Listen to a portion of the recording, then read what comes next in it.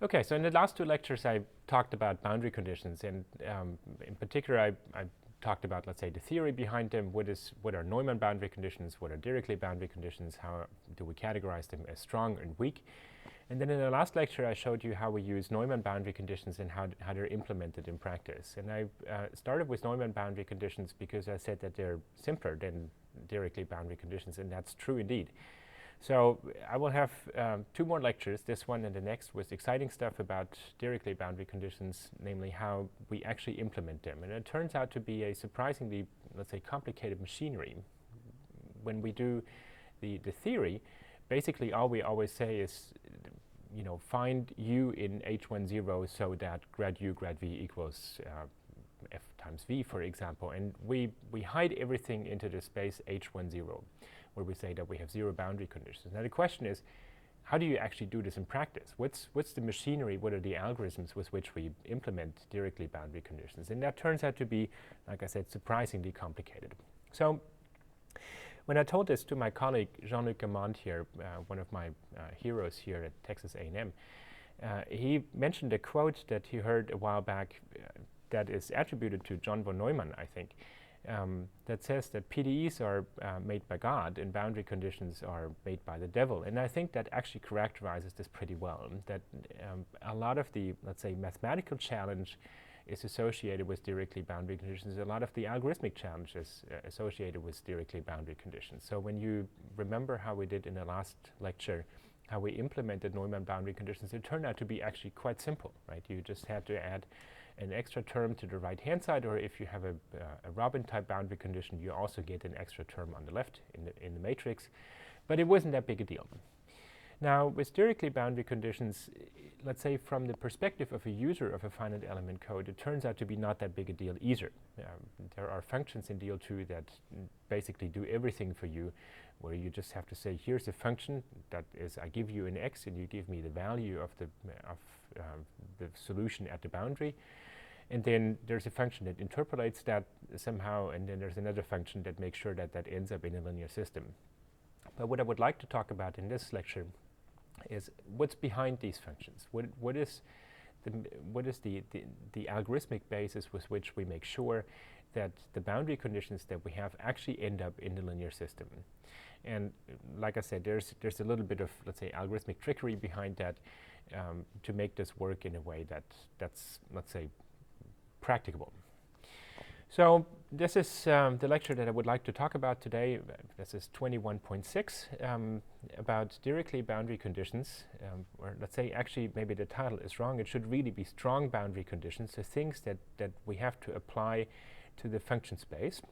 For the Laplace equation, that happens to be Dirichlet boundary conditions, but for others, that doesn't necessarily have to be the case. So it is about strong boundary conditions, and in this lecture, I would like to talk about homogeneous ones. So that means I have a boundary condition of the form u equals 0.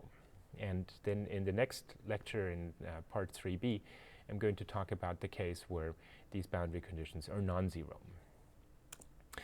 So to fix an example, let me consider the Laplace equation, because we understand it well and we know what the issues there are.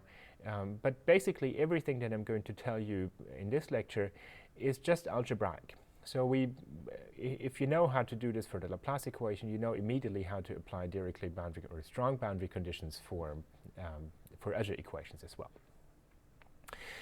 So I would like to solve minus Laplace u equals f and zero boundary conditions. And for simplicity for the moment, I'm going to assume that I have zero boundary conditions all around.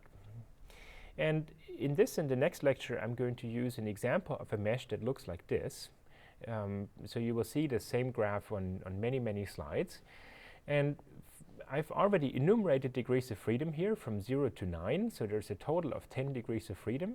I think there's a total of 10 or maybe 11, 1, 2, 3, 4, 5, 6, 7, 8, 9, 10, 11 cells. So I would like to assemble the discrete variant or discrete version of minus Laplace u equals f on this particular mesh here, and see what we need to do to make sure that the boundary conditions are right.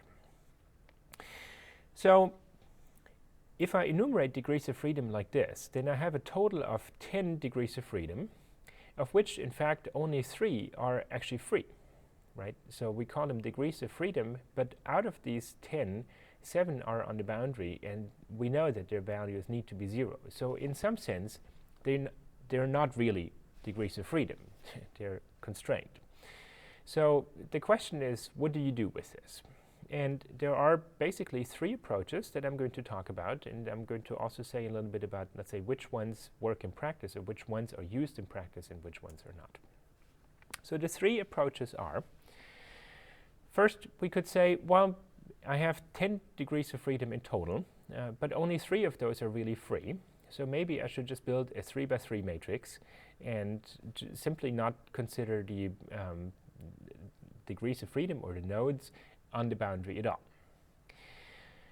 The second option would be to consider all of these 10 degrees of freedom. And then the steps that I'm going to do are to just assemble the linear system as if there were no boundary conditions at all.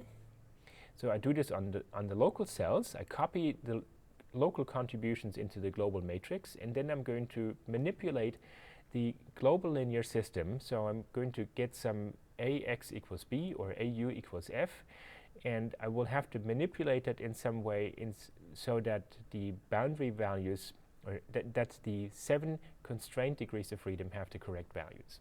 So that's my approach 2. I'm going to call this 2a later. And then approach 2b essentially just switches these 2 steps around. So I'm going to do the local assembly. I'm going to compute the local contributions to the global linear system as if there were no boundary conditions. Then I'm going to manipulate the local contributions and copy them into the global system, and then I automatically get a linear system that already satisfies the boundary conditions. And the important part to understand is that all of these approaches are fundamentally correct. They all lead to the correct solution.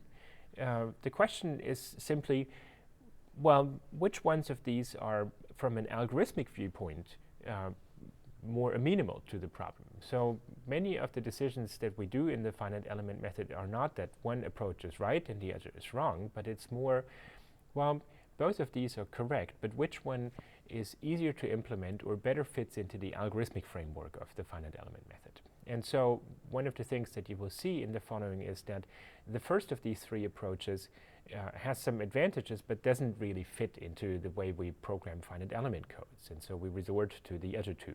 And which of these other 2 you choose depends a little bit on, let's say, whether you want to do parallel computing or not.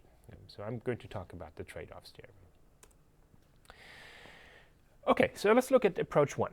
So approach 1 said, well, instead of enumerating all 10 of these degrees of freedom here, I'm really only going to enumerate the ones that are in the interior, namely 1, 5, and 6, and the ones that are on the boundary, well, they're not degrees of freedom. They have fixed values. They're not free, so I should not enumerate them. And so what I need to do is I need to re-enumerate the ones in the interior. So I'm going to call this 0, this one 1, and this one 2. And I get a mesh where I have enumerated degrees of freedom 0, 1, 2. And the ones that are marked with x's here on the outside, they're nodes, but they're not degrees of freedom, and so they don't get a number.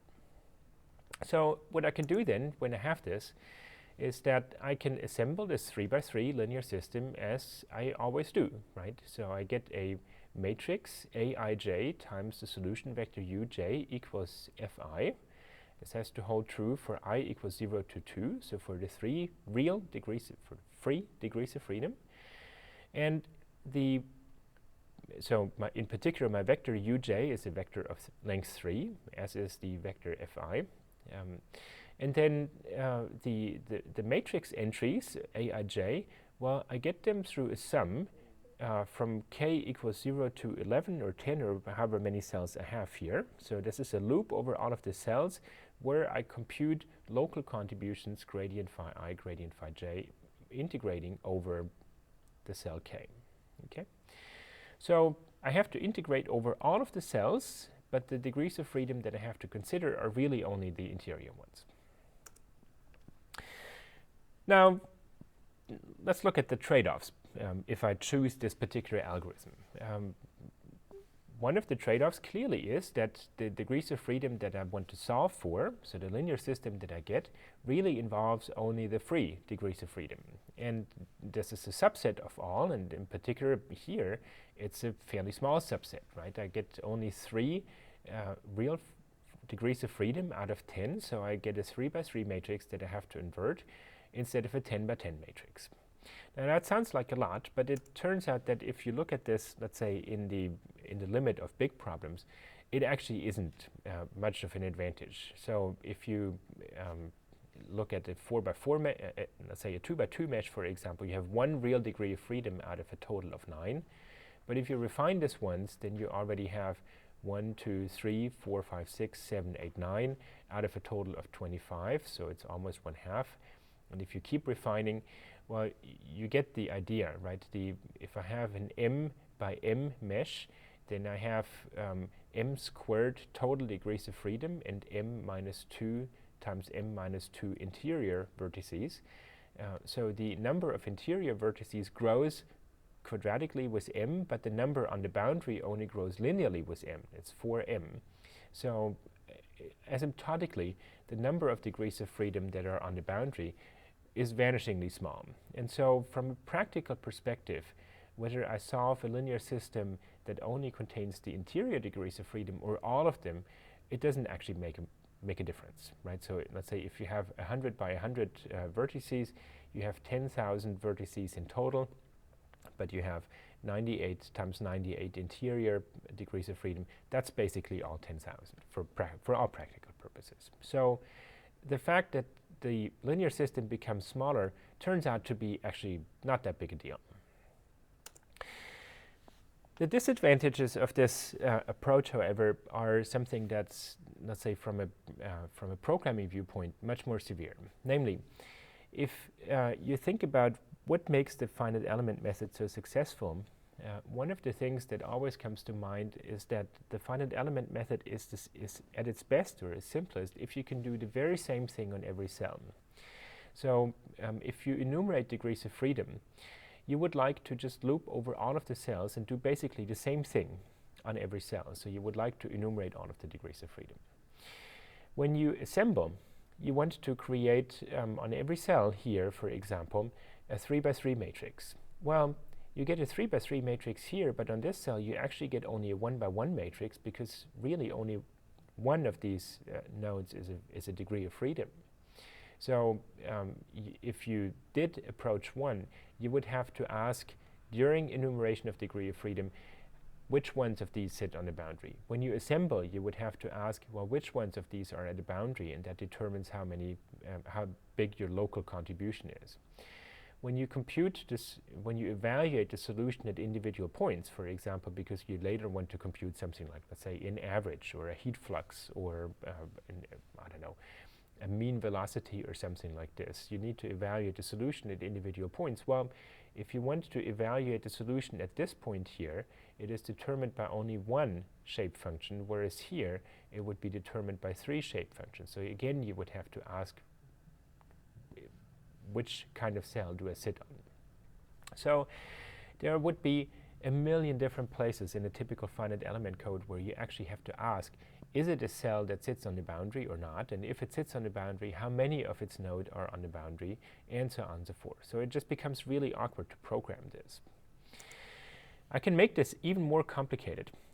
So if you have, let's say, directly boundary conditions only on parts of the boundary, okay, so let's say only on this part of the boundary, on this part down here, I have directly conditions prescribed, but up here I would have Neumann boundary conditions, for example.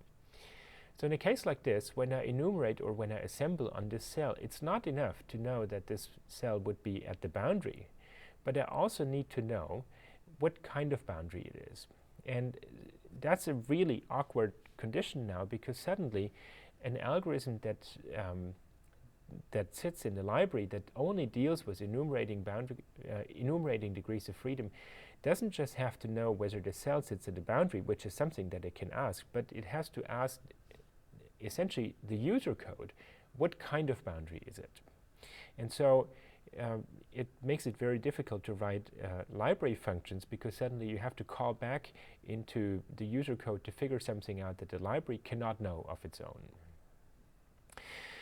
Even more complicated if you have something like this. So let's say in the case of fluid flow, what you often have is a boundary condition that, let's say, a vector valued u, so let's say a velocity dot the normal vector equals 0.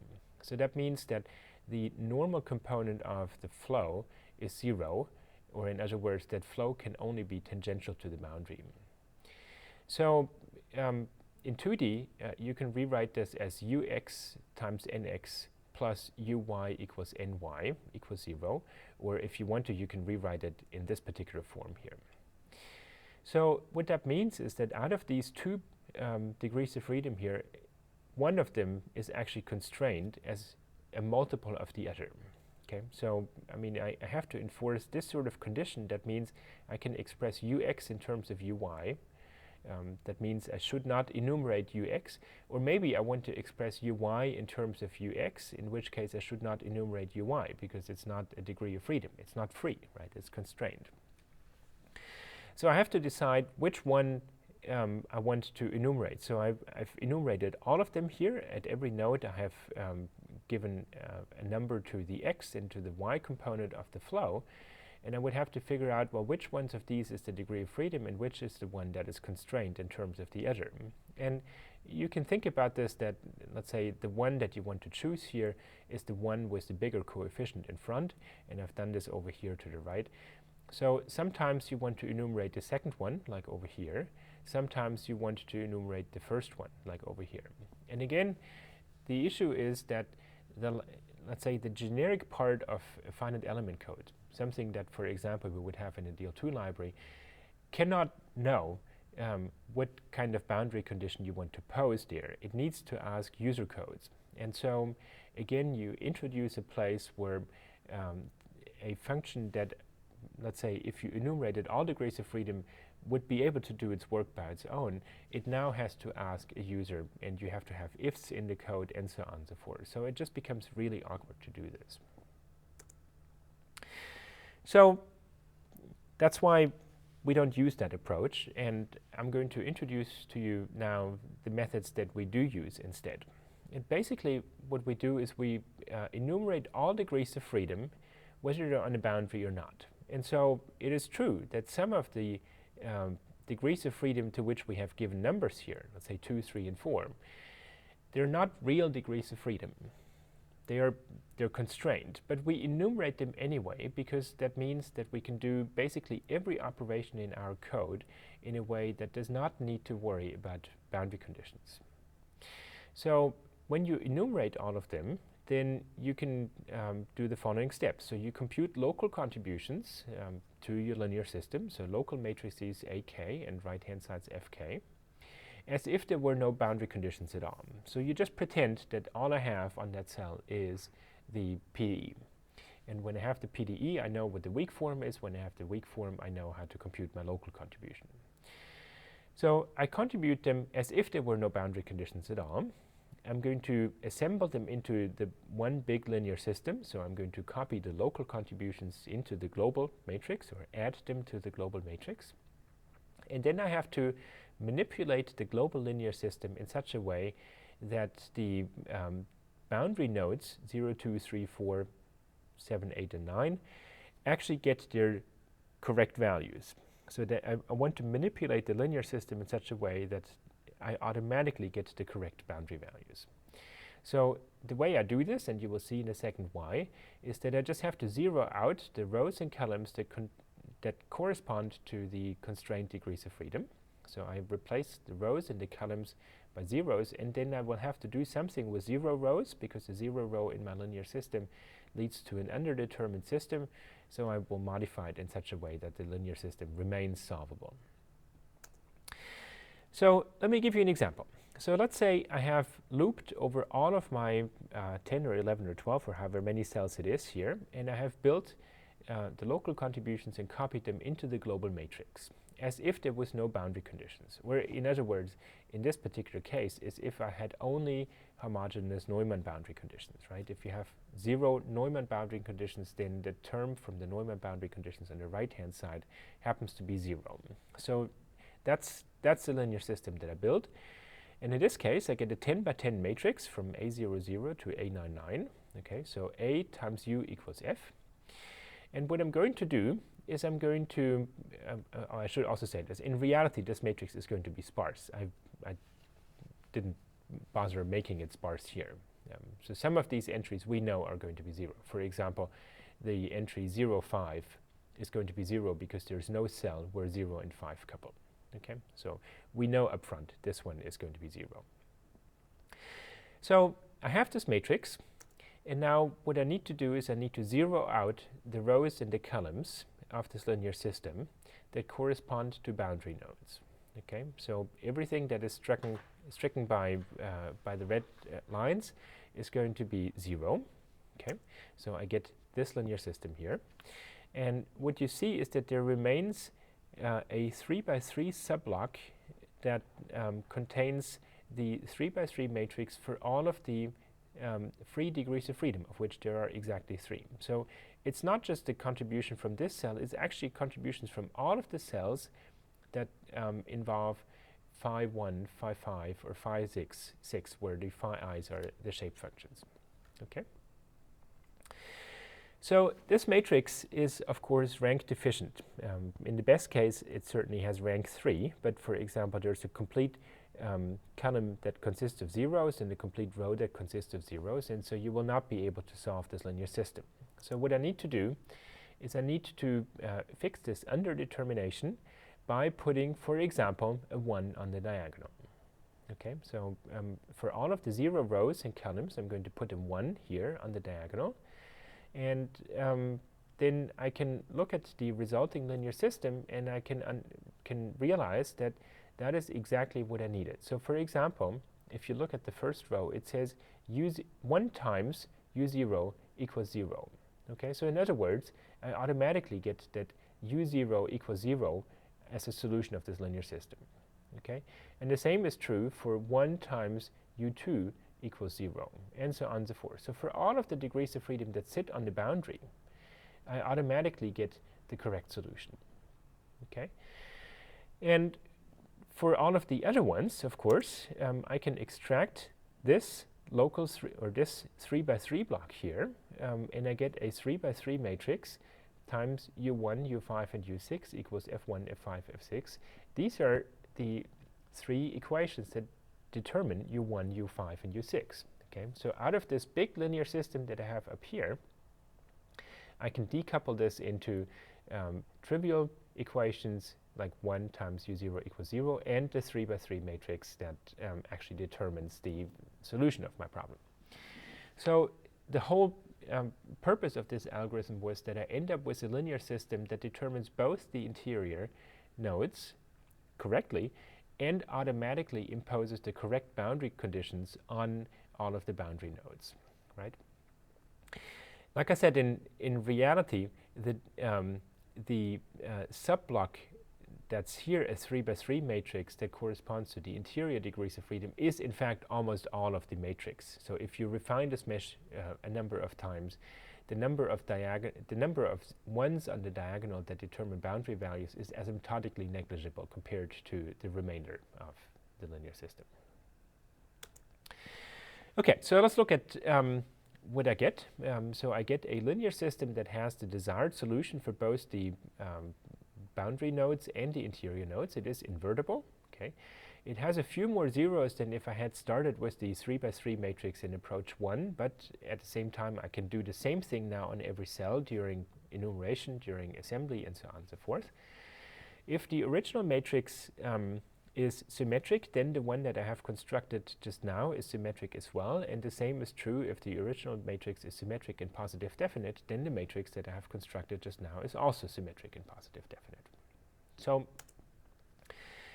let me take a look at how this is typically implemented. So this is how it looks like right now in step 4.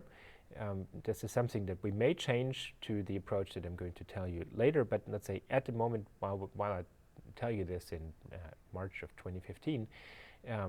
This is how step 4 really looks like. So we have the in the assemble system, we have the assembly, so the loop over all of the cells.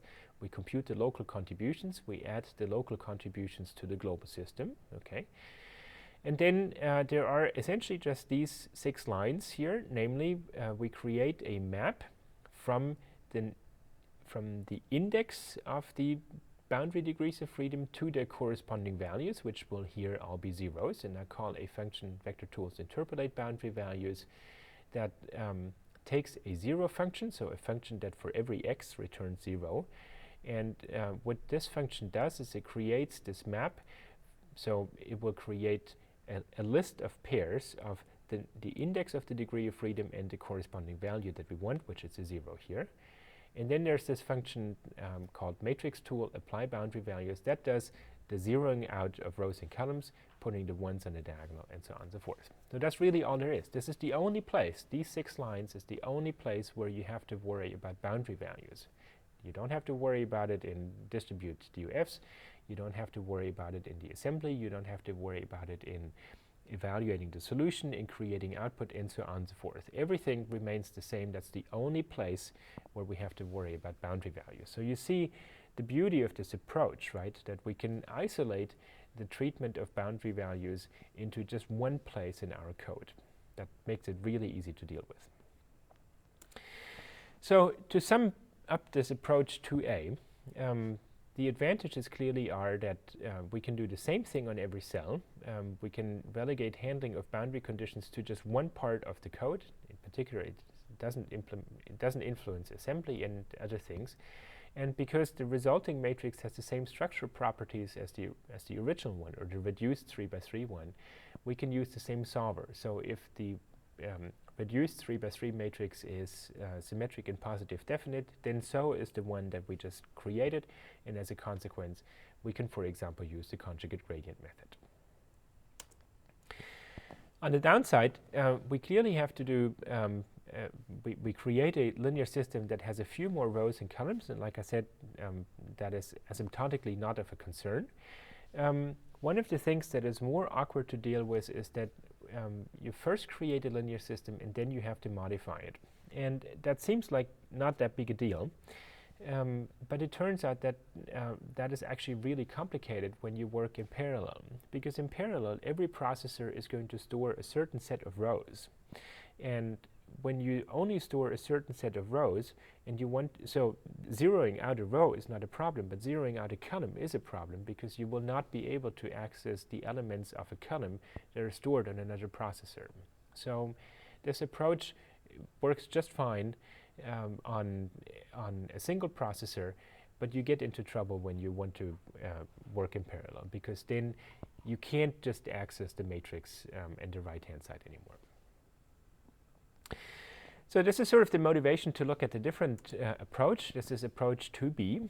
And approach 2B basically does the same sort of steps, but it does the modification on the local contributions before copying it into the global linear system instead of the other way around. So what we're going to do is we're going to compute the local contributions. We're going to zero out the rows and columns of the local contribution. We're going to do something with those rows and columns that are that have become rank deficient, and then we will copy and add it all to the linear system, and we will automatically get the linear system, the big linear system, in its correct form. So to go again through this example, so there are 11 cells here. Okay, so this time I enumerated them. Now we know. So the total matrix, we remember, is a sum of 11 local contributions AK, and the total right-hand side is a sum of 11 local contributions FK. So to give you an example, so if I were to sit on cell number 1, okay, so cell number 1 has degrees of freedom 0, 1, and 6 associated with it. So if I compute the local contribution, I'm going to get a 10 by 10 matrix that is non-zero only in these entries here. So the upper index 1 indicates that I only compute the contributions from cell number 1. Okay, and then of course I have to compute contributions from cell 2, 3, 4, and so on and so forth. So only a 3 by 3 subblock of this big contribution to the global matrix is actually non-zero. So in practice, of course, what we do is instead of assembling a 10 by 10 contribution, we really only assemble or compute a 3 by 3 contribution that I'm going to call A1 loc for local. That's a local part of the contribution, okay? And then the modifications that I have to do is, again, I strike the rows and the columns that correspond to boundary degrees of freedom. So on cell number 1, that is degree of freedom 0. So in this case, I have to zero out this row and this column, because that corresponds to, let's say, row 0 and column 0. Okay, and then I get this linear system that has zeros here. I modify it by by putting a 1 on the diagonal, so the whole thing stays invertible now. And I add them all up. So what I need to do when I add them up is I take the matrix A that I had so far, and I'm going to add to it the contribution from cell 1, the local contribution, and I have an operation that I call expand that would correspond to taking the local 3 by 3 matrix and taking these 3 by 3 entries, putting them into these positions here of my global matrix. Okay, so this is what we do when we say distribute local to global, or when you do it by hand, you always copy into A parenthesis local DF index I, local DF index J, and you copy in there cell matrix IJ. That's the expand operation. So if I do this, then I get, again, basically the same linear system as I had before. Now there's only one difference. So now what is going to happen is that the local contribution from this cell, for example, has a 1 on position A00. The same is true for the local contribution from this cell, from cell number 2. It also has a 1. So the only difference between the linear system I get here and that I get from approach 2A is that the diagonal entries for the matrix corresponding to boundary degrees of freedom are different. But that doesn't matter to me, because basically what I have is some multiple of 1 times U0 equals 0. So whatever multiple I have in position A00 does not matter. Okay. So the actual implementation of this, so just to remind you, the workflow is that I compute local contributions, I zero out rows and columns, I fix up 0 rows, and I copy it into the big linear system. In actual implementation, these 3 operations here happen all at the same time. So if you went into deal.II and you tried to figure out where that happens, we do this all at the same time. We don't actually have to modify the local 3 by 3 matrix in any way. We just don't copy these rows and columns into the global system. So I can merge a number of these operations. So to show you how this looks now, in step 6, for example, we do this. So at the top of assemble system, we create an object that is called constraint matrix that in essence can hold constraints like U0 equals 0. And then we call again vector tools interpolate boundary values as a different overload of this function that as its last argument doesn't take a map but takes a constraint matrix. And then I assemble the matrix as I always do. I get the global numbers of the degrees of freedom on this particular cell, and then I call a function called constraints distribute local to global, and it takes this argument, the local contribution for the matrix, for the right-hand side, the numbers of the degrees of freedom that live locally on this particular cell, and the global system matrix and system right-hand side.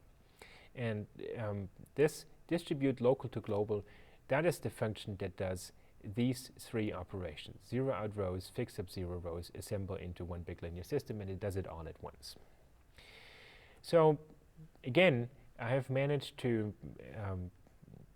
come up with a workflow where I basically have to deal with boundary values in only one place.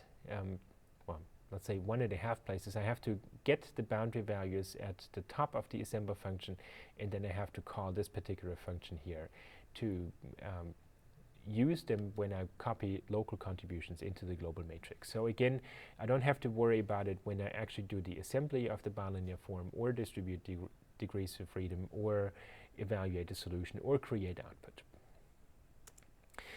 So again, the advantages and the disadvantages, I can do exactly the same thing on every cell. I've isolated the places where I have to deal with boundary values. I get this essentially the same matrix as before, so again, I can use the same solver. The disadvantages is, again, the matrix is a little bit bigger than it needed to be, and that while during local integration or during copy local to global, there is a little bit more work for me to do. So if you look at the implementation of this function, distribute local to global, that turns out to be a surprisingly complicated piece of code. Most of this was written by my colleague Martin Kronwickler, who's in Munich these days, and you will find out that that is a piece of code that has, I don't know, several hundred, maybe a couple thousand lines of code. That's because we want it to be efficient, and because it has to work in many different contexts, let's say in parallel, and so on and so forth. It's not something that you need to worry about. Basically, it just implements the algorithm that I talked about. So that's sort of the overview of how we deal with strong boundary conditions. To sum this up, the choice of what we want to do is basically not driven by what is right or what is wrong, but by what is convenient in terms of algorithm design. We have multiple choices that are all leading to the correct answer.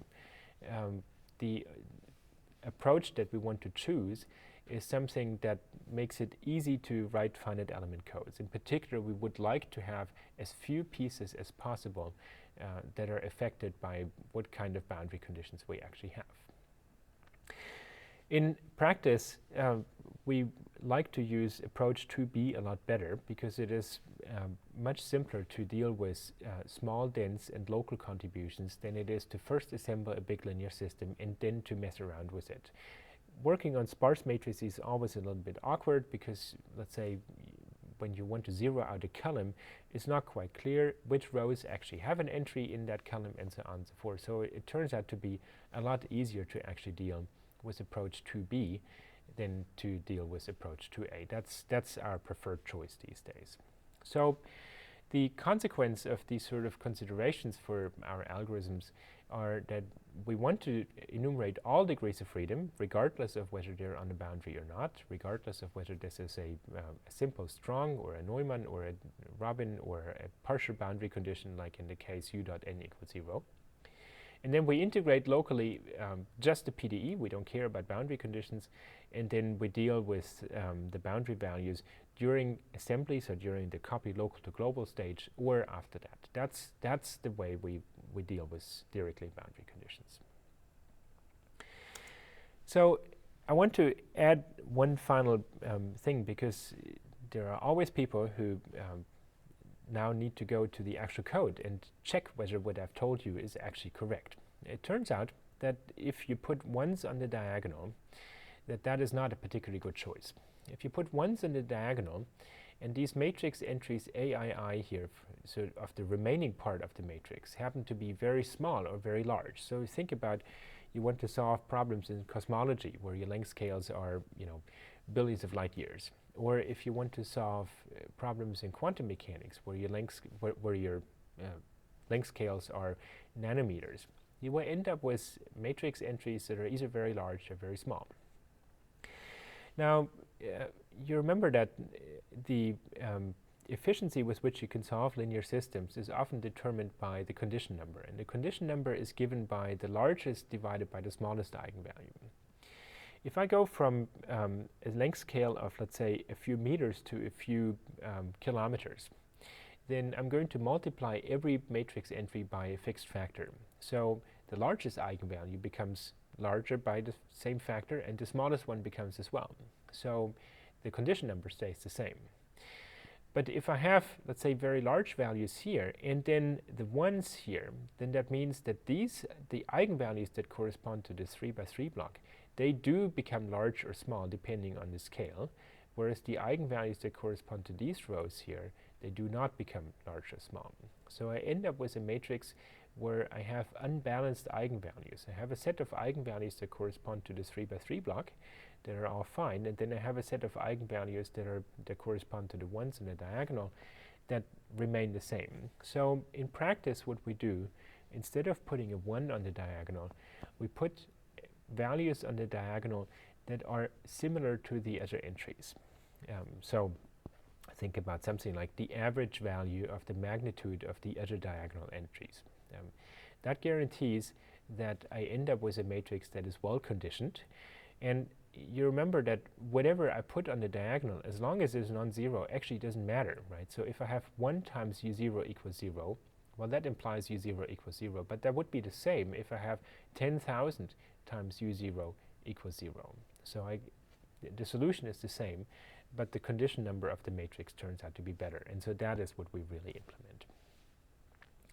So with this, I'm going to close this lecture on homogeneous strong boundary conditions. And then in the next lecture, I will come back to the question, well, what do you do if you have a boundary condition not of the form u equals 0 on the boundary, but let's say u equals g on the boundary? And that requires just a few more modifications to the basic algorithm, but by and large, the thing that I showed you here is going to translate to the non-zero boundary condition case as well. So we'll come back to that in the next lecture.